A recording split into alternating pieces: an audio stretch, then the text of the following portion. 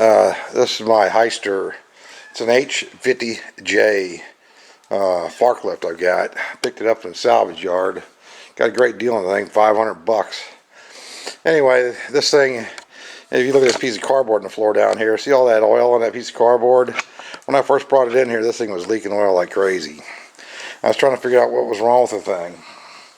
You know, I looked underneath the fork truck, and oil was dripping off the starter. Well, why would oil be dripping off the starter?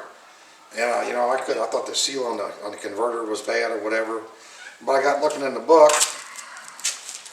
and this has got a single speed. Let me get the book over here. It's got a.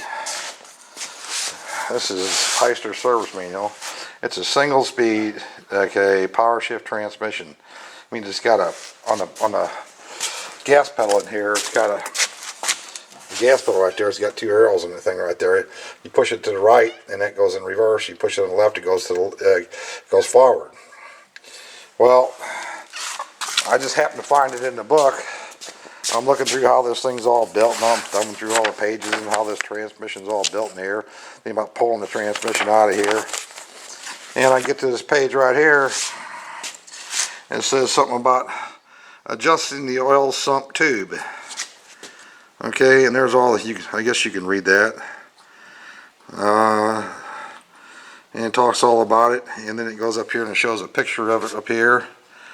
There's the oil sump tube. And this thing right here, it's got two bolts to hold it on.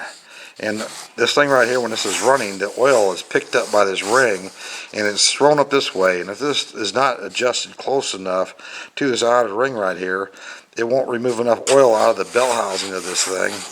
And it starts building up and it starts leaking out the starter. Where these two bolts get loosened up, and I had to slide it toward, when you're sitting in the forklift, toward the left-hand side.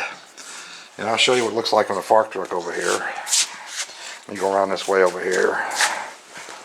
The vent on top of the transmission, there's the flat, the back of the motor. Okay, here's your bell housing right there, the next part, and then this little tube right here. This thing right here, this cover, comes off. Okay, and down inside that cover, you got two Allen-headed bolts right there. And you got to loosen those things up. And I actually, that aluminum-like thing inside there is that oil sump tube thing. And I took and I loosened the bolts, cracked them up, and put a pry bar against that those square washers down inside there, and I pushed the thing this away.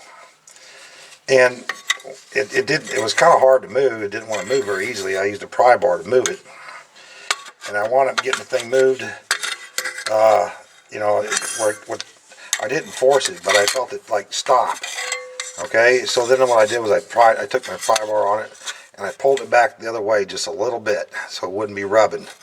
They tell you to pull the coil wire, or, you know, so it can't run on a gasoline motor, and whatever you got to do on a diesel to keep it from running. And you crank it and you put your hand on that tube right there, and you feel it to make sure it's not rubbing down inside there. Well, I didn't move it very far at all. And I started it up, and I used it in here to fix a light up in the ceiling. And when I got all done, I keep this cardboard right there because it was leaking so bad, and it's been sitting there for a couple days. But that's all the oil's on the cardboard now compared to this over here, was totally soaked in a couple paper towels sucking all the oil up. So apparently I got it adjusted way. I'm thinking this oil right here is just what's remainder, what's dripping off of there. But anyway, there was no videos on YouTube about adjusting this oil sump tube on there, and I thought I'd post this on YouTube in case somebody's got one of these spark trucks and they got a bad oil leak and they wonder why. Well, it's just a simple taking them two little bolts off that cover right there, loosen them two Allen bolts up, and move that little tube in there. Like I said, you got to make sure that it's not. You move it toward, if you're sitting on the forklift, toward the left-hand side, just a little bit. But you got to make sure it's not rubbing. You got to, you know, I pushed it over, backed it up a little bit, and then I tightened them up. And when I started up, I don't hear any noises or nothing. But now, apparently, it's taking all the oil out of the bell housing area, you know, so it's pulling it all out of there, so it's not building up and leaking out where the starter bolts on at. But anywho, there was no video showing this. I had no idea. I just got into it. I just, saw where that thing was adjusted at, where you do this at, and thought that, somebody else has one of these Hyster Forklifts, H50J forklift. Been a great forklift, $500 from the scrapyard. Can't believe it. It's got these big tires on there and everything in the front. Great forklift. I love it. Anyway, I'll put that on YouTube and maybe I can help somebody out.